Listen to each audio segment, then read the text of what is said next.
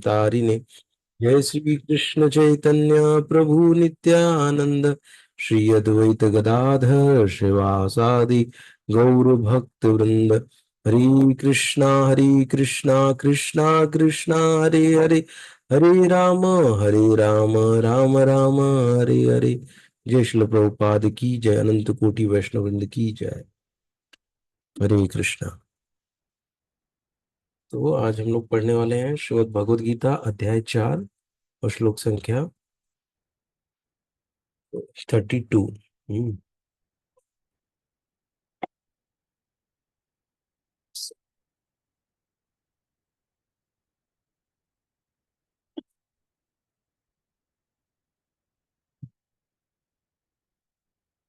Screen share करता हूँ।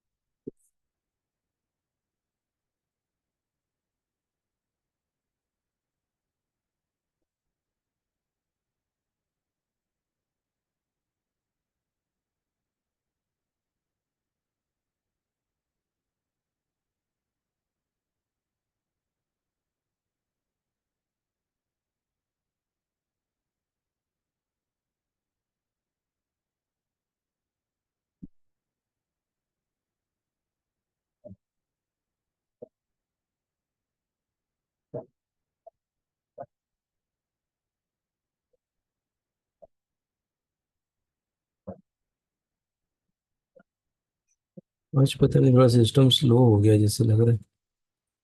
ठीक है। तो ये हमने 30वां श्लोक जो पढ़ा था, इसमें हमने देखा था जब यज्ञ के बिना मनुष्य इस लोक में या इस जीवन में ही सुखपूर्वक नहीं रह सकता, तो फिर अगले जन्म में कैसे रह सकेगा। हम्म।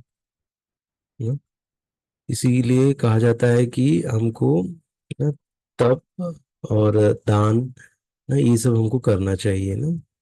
तप, दान और एक है यज्ञ। यज्ञ, तप और दान, ऐसे तीन कहा जाता है। तो वो चीज कभी छोड़ना नहीं चाहिए मनुष्य ने। तो इसलिए यहाँ पे कह रहे हैं, यज्ञ के बिना मनुष्य इस लोक में या इस जीवन में ही सुखपूर्वक नहीं रह सकता, तो फिर अगले जन्म जन्म का कैसे रह पाएगा। हाँ? और इसमें हम लोग ने जो अंतिम में लाइन पढ़ी थी, आप लोग को दिख रहा है स्क्रीन मेरा? नहीं, ब्लर हो रहा है बीच बीच में। हाँ, वही थोड़ा आज इश्यू पता नहीं क्यों हो रहा है। हम्म, कुछ तो प्रॉब्लम आ रहा है, बीच में चलिए। ठीक दिख रहा है, बीच में ब्लर हो रहा है। हाँ हाँ, स्क्रॉल करता हूँ तो ब्लर होता है। ठीक है माता जी। तो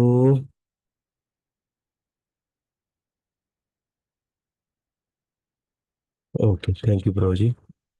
हरे कृष्णा। तो अतः कृष्ण भावना भवित जीवन ही इस भौतिक जगत की समस्त समस्याओं का एकमात्र हल है ना। कृष्ण भावना भवित, ये हमने पिछले इसमें पढ़ा था। तो आज का हम लोग ये श्लोक देखते हैं, 32वां। पढ़ते हैं इसको। एवं बहुविधा, एवं बहुविधा यज्ञा वीतता ब्रह्मणो मुखे, कर्मजान विद्धि ताम सर्वान् एवं ज्ञात्वा विमोक्षयसे। हम्म, कर्म ज्ञान विद्धि तान् सर्वान्। इसको जस्ट कैसे ब्रेक करना देख रहा हूँ।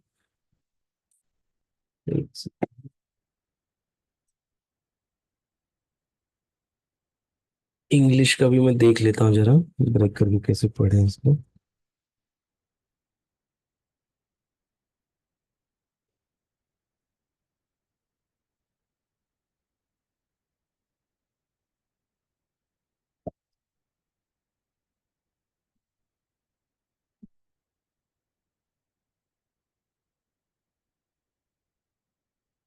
एवं बहुविधा यज्ञा वितता ब्रह्मणो मुखे कर्म ज्ञान विद्धितां सर्वान् एवं ज्ञात्वा विमोक्ष्यसे।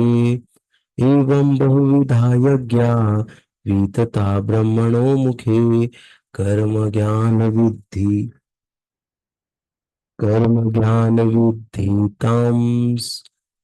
सर्वान् एवं ज्ञात्वा विमोक्ष्यसे। हम्म, तां सर्वान् एवं बहुविधा यज्ञा वितता ब्रह्मणो मुखे कर्म ज्ञान विद्धि तां सर्वान् एवं ज्ञात्वा विमोक्ष्यसे। एवं बहुविधा यज्ञा वितता ब्रह्मणो मुखे कर्म ज्ञान विद्धि तां सर्वान् एवं ज्ञात्वा विमोक्ष्यसे। इसे आसान हो गया। इधर कर्म कर्म जान कर्म जान है। कर्म ज्ञान में कर्म जान विद्धि विद्धि ताम सर्वान सर्वान फिर एवं ज्ञात्वा मोक्ष से। कोई पढ़ना चाहेगा?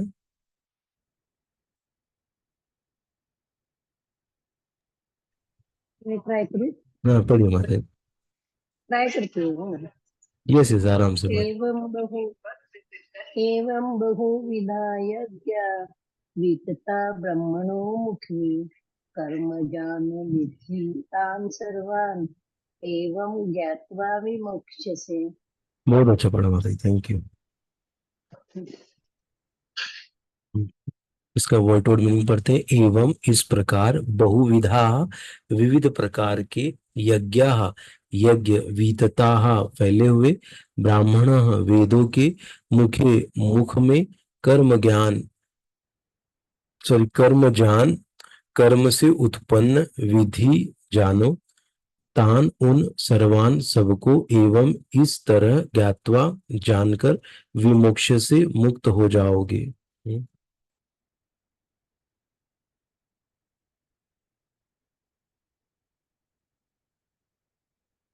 ये विभिन्न प्रकार के यज्ञ वेद सम्मत हैं और ये सभी विभिन्न प्रकार के कर्मों से उत्पन्न हैं।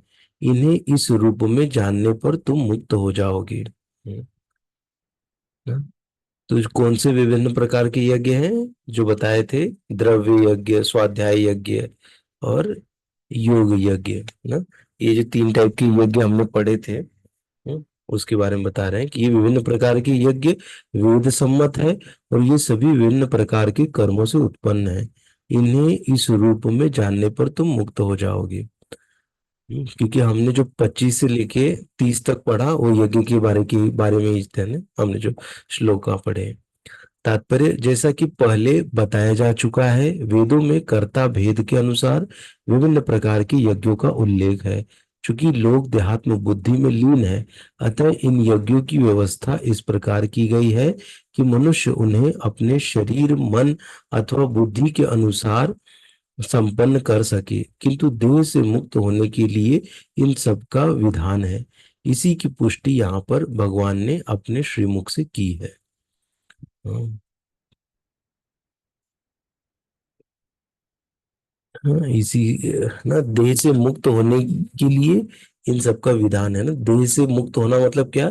देहात्मक बुद्धि से मुक्त होना। ना, देहात्मक बुद्धि से आत्म बुद्धि पे आना।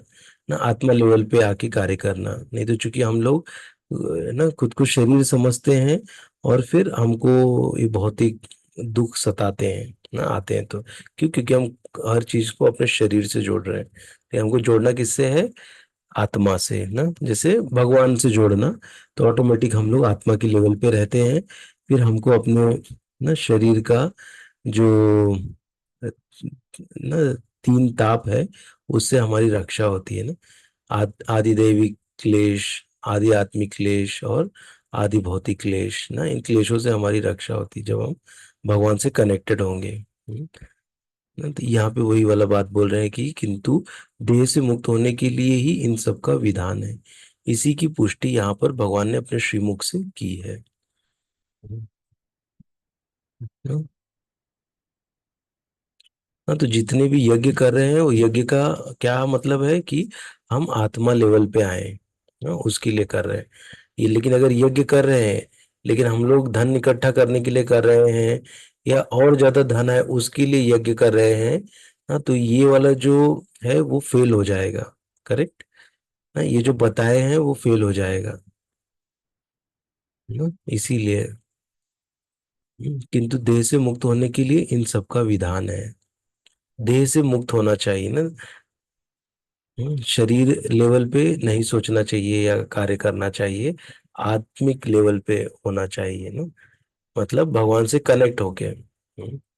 जैसे भी हम लोग अगर ऐसा बोलना चालू करें कि आत्मा आत्मा, तो आत्मा लेवल पे हम नहीं कर पाएंगे ना। हमारे लिए क्या है कि नहीं तो हमारे में और बाकी लोगों में फर्क ही क्या रह जाएगा ना। हमारा आत्मा लेवल मतलब क्या है कि भगवान के लिए कार्य करना ना, इससे हम लोग का आत्म साक्षात्कार होता है। भगवान ना, भगवान श्री कृष्ण को भगवान के रूप में स्वीकार करना। कृष्णस्तु भगवान स्वयं। चामस कला पुमसम, कृष्णस्तु भगवान से भागवतम में आता है ना, कृष्ण ही स्वयं भगवान है। ये जानना ही हमारे लिए आत्म साक्षात्कार है, हर चीजों को भगवान से कनेक्ट होके देखना। हम्म, ऐसे आगे के श्लोक में चलते हैं। सब सही से सुनाई दे रहा है मेरा कि कहीं अटक रहा है? नहीं आ रहे हैं, आ रहा आवाज है? बराबर आ रही है। ठीक है, ठीक है, क्योंकि मेरा हाँ जो एक वीडियो था शायद वीडियो चला हाँ गया पता नहीं। वीडियो नहीं दिख रहा ना मेरा? हाँ, दिख रहे दिख रहे। दिख रहा है क्या? अच्छा, मुझे नहीं दिख रहा। बस ठीक। स्क्रॉल आप करते हो तभी, हाँ, ठीक है, ठीक है। स्क्रॉल करते हो तभी वो। चले। श्रेयान्द्रव्यमयात्यज्ञात् ज्ञान यज्ञ परन्तप, सर्वं कर्म अखिलं पार्थ ज्ञाने परिसमाप्यते। हम्म, श्रेया श्रेयान् द्रव्यम या श्रेयान् द्रव्यमया यज्ञात् ज्ञान यज्ञ परन्तप, सर्वं कर्म अखिलं पार्थ ज्ञाने परिसमाप्यते। श्रेयान् द्रव्या श्रेयान् द्रव्यम यादयज्ञा ज्ञान यज्ञ परन्तप, सर्वम् अखिलं पार्थ ज्ञाने परिसमाप्यते। इसको वर्ड वर्ड मीनिंग देखते हैं। श्रेयान श्रेष्ठ, द्रव्यमयात संपत्ति के, यज्ञात यज्ञ से, ज्ञान यज्ञ ज्ञान यज्ञ, परंतप ही शत्रुओं को दंडित करने वाले, सर्वम सभी, कर्म कर्म, अखिलम पूर्णतः, पार्थ ही पार्थ, ज्ञाने ज्ञान में, परिसमाप्यते समाप्त होते हैं। हे परंतप, द्रव्य यज्ञ से ज्ञान यज्ञ श्रेष्ठ है। हे पार्थ, अंततो गत्वा सारे कर्म यज्ञ अवसान दिव्य ज्ञान में होते हैं। तात्पर्य, समस्त यज्ञों का यही एक प्रयोजन है कि जीव को पूर्ण ज्ञान प्राप्त हो, जिससे वह भौतिक कष्टों से छुटकारा पाकर अंत में परमेश्वर की दिव्य सेवा कर सके। तो भी इन सारे यज्ञों की विविध क्रियाओं में रहस्य भरा है और मनुष्य को यह रहस्य जान लेना चाहिए। कभी कभी कर्ता की श्रद्धा के अनुसार यज्ञ विभिन्न रूप धारण कर लेते हैं। जब यज्ञकर्ता की श्रद्धा दिव्य ज्ञान के स्तर तक पहुंच जाती है तो उसे ज्ञान रहित द्रव्य यज्ञ करने वाले से श्रेष्ठ माना जाता है, क्योंकि ज्ञान के बिना यज्ञ भौतिक स्तर पर रह जाते हैं और इनसे कोई आध्यात्मिक लाभ नहीं हो पाता। यथार्थ ज्ञान का अंत कृष्ण भावनामृत में होता है, जो दिव्य ज्ञान की सर्वोच्च अवस्था है। जान की ज्ञान की उन्नति के बिना यज्ञ मात्र भौतिक कर्म बना रहता है, किंतु जब उसे दिव्य ज्ञान के स्तर तक पहुंचा दिया जाता है तो ऐसे सारे कर्म आध्यात्मिक स्तर प्राप्त कर लेते हैं। चेतना भेद के अनुसार ऐसे यज्ञ कर्म कभी कभी कर्मकांड कहलाते हैं और कभी ज्ञान कांड। यज्ञ वही श्रेष्ठ है जिसका अंत ज्ञान में हो। हम्म, हाँ हाँ। चेतना भेद के अनुसार ऐसे यज्ञ कर्म कभी कभी कर्मकांड कहलाते, कभी कभी ज्ञान कांड। यज्ञ वही श्रेष्ठ है जिसका अंत ज्ञान में हो। हाँ, तो यहाँ पर जो ज्ञान शब्द आ रहा है बार बार ना, वो ज्ञान शब्द क्या है? आध्यात्मिक ज्ञान के बारे में यहाँ बतला रहे हैं ना भगवान। और श्रील प्रभुपाद जी अपने टिप्पणी में, अपने तात्पर्य में लिख रहे हैं कि ज्ञान मतलब आध्यात्मिक ज्ञान। दिव्य ज्ञान मतलब भी आध्यात्मिक ज्ञान। हाँ। हम्म, तो यज्ञकर्ता की श्रद्धा दिव्य ज्ञान के स्तर तक पहुंच जाती है तो उसे ज्ञान रहित द्रव्य यज्ञ करने वाले से श्रेष्ठ माना जाता है। ना, यज्ञकर्ता की श्रद्धा दिव्य ज्ञान मतलब आध्यात्मिक ज्ञान के स्तर तक पहुंच जाती है। ना, आध्यात्मिक ज्ञान मतलब क्या? ना, खुद को शरीर नहीं मानना, ना, आत्मा के स्तर पे आना, और पदार्थ और जो आत्मा है ना, इन दोनों मतलब आत्मा और शरीर, इन दोनों को अलग करके देखने वाला ना, वो वो फिर दिव्य ज्ञान में स्थित है ना। अगर दोनों को एक में देख रहा है तो वो सही नहीं देख रहा है ना, वैसे। तो हमारा जो इसके प्रति जब रहता है ना, क्योंकि बोलने के लिए अरे मैं आत्मा लेवल पे कैसे आऊं ना, हमारा पहला क्वेश्चन यही आएगा, अरे आप आत्मा आत्मा की बात कर रहे हैं, आत्मा लेवल पे कैसे आया जाए? हाँ, आत्मा लेवल पे आने के लिए क्या है कि भगवान श्री कृष्ण की भक्ति। हम्म, और जैसे हम उनकी सेवा करेंगे तो धीरे धीरे हम लोग का इस ना इस शरीर से मोह, या हमारे परिजन से हमारा जो मोह है ना, ये सब कम होने लग जाएगा। हम्म, हम्म। तो यहाँ पे एक और अच्छा है कि ज्ञान कांड, और एक ऐसे कहते भी हैं शायद विश्वनाथ चक्रवर्ती ठाकुर महाराज ने या भक्ति विनोद ठाकुर ने बोला है ना, ज्ञान कांड और कर्म कांड विशेर भांड, ऐसा कुछ कुछ तो है। एक आता है कि विष का भांड है ऐसे। लेकिन ये जो ज्ञान है ना, ये आध्यात्मिक ज्ञान है ना। कभी कभी क्या होता है कि ज्ञान ज्यादा आ जाता है तो हमको क्या होता है, एक अहंकार भी आ जाता है ना वो ज्ञान से, तो वो ज्ञान हमारे लिए ना कोई अच्छा नहीं है। ज्ञान ऐसा होना चाहिए जिससे कि हम विनम्र बने। हम्म, ना वो ज्ञान मतलब आध्यात्मिक ज्ञान जब हमारा बढ़ता है तो विनम्रता बढ़नी चाहिए ना, ऐसा। हम्म, हम्म। यहाँ पे क्या बोले, ज्ञान की उन्नति के बिना यज्ञ मात्र भौतिक कर्म बना रहता है। हम्म, अगर ज्ञान की उन्नति नहीं हुई है कि ये यज्ञ जो कर रहे हैं वो किसके लिए कर रहे हैं ना, अगर वो हम लोग भगवान की प्रसन्नता के लिए नहीं कर रहे हैं तो वो किसके लिए कर रहे हैं? खुद की प्रसन्नता के लिए। जब खुद की प्रसन्नता के लिए कर रहे हैं तो क्या हो गया? वो भौतिक कर्म बन गया ना। जैसे हम भगवान की प्रसन्नता के लिए कर रहे हैं ना, यही दिव्य ज्ञान है ना, कि भगवान की प्रसन्नता के लिए कर्म करना।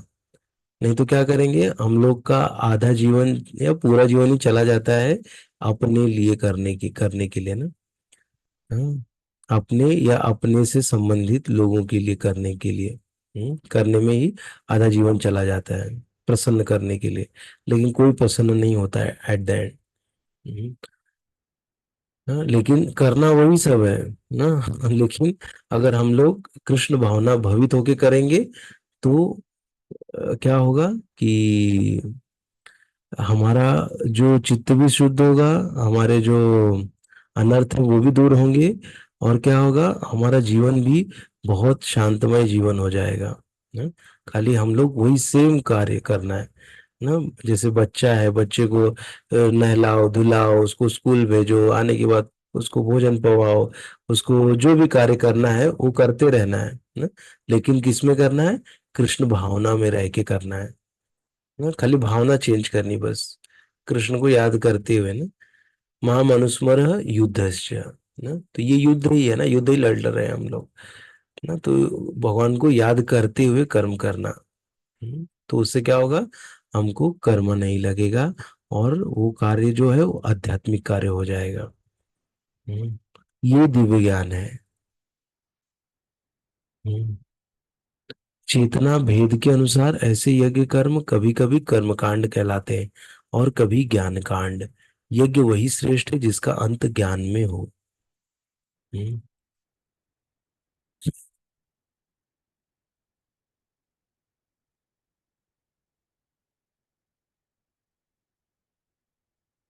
हाँ, तो देखो यहाँ पे दो चीज आया है, यज्ञ वही श्रेष्ठ है जिसका अंत ज्ञान में हो। और यहाँ क्या लिखा है, यथार्थ ज्ञान का अंत कृष्ण भावनामृत में होता है, जो दिव्य ज्ञान की सर्वोच्च अवस्था है। ना, तो देख रहे हो दोनों को कैसे कनेक्ट कर दिया यहाँ पर। यहाँ पे बोले कि यथार्थ ज्ञान का अंत कृष्ण भावनामृत में होता है, जो दिव्य ज्ञान की सर्वोच्च अवस्था है। और यहाँ पे क्या बोल रही है कि यज्ञ वही श्रेष्ठ है जिसका अंत ज्ञान में हो। मतलब क्या हो, अंत किस में हो, कृष्ण भावनामृत में हो ना। जिस यज्ञ का, यज्ञ वही श्रेष्ठ है जिसका अंत कृष्ण भावनामृत में हो ना, मतलब भगवान की प्रसन्नता में हो, भगवान के लिए कार्य करना, भगवान की प्रसन्नता के लिए कार्य करना, उसके लिए अगर यज्ञ हो रहा है तब ये यज्ञ सक्सेसफुल है और बेस्ट है, सर्वश्रेष्ठ है ना, ऐसे। ठीक है, क्योंकि यज्ञ कौन है, भगवान है। यज्ञ भगवान विष्णु का दूसरा नाम यज्ञ है। हाँ, तो यज्ञ जो है वो भगवान की प्रसन्नता के लिए होना चाहिए, ऐसे।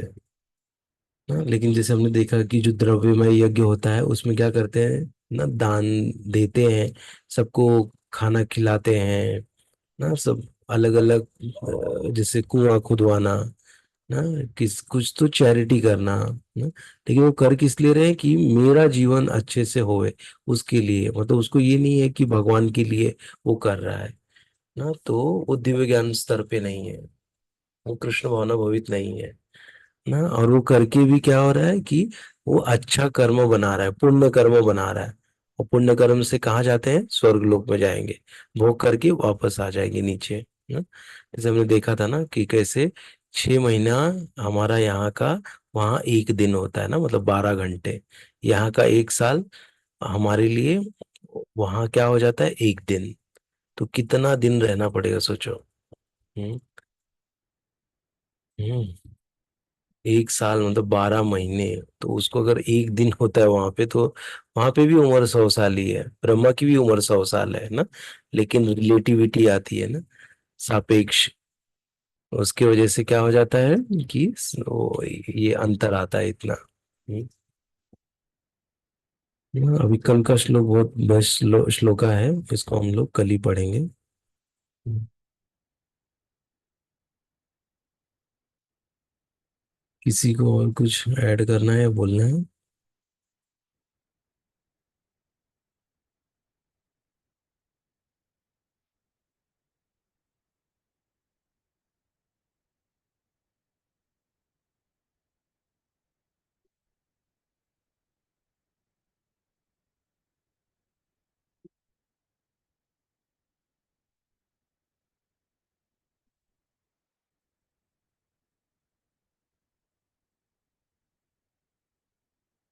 ठीक है, तो हम लोग आज एंड करते हैं यहीं पे।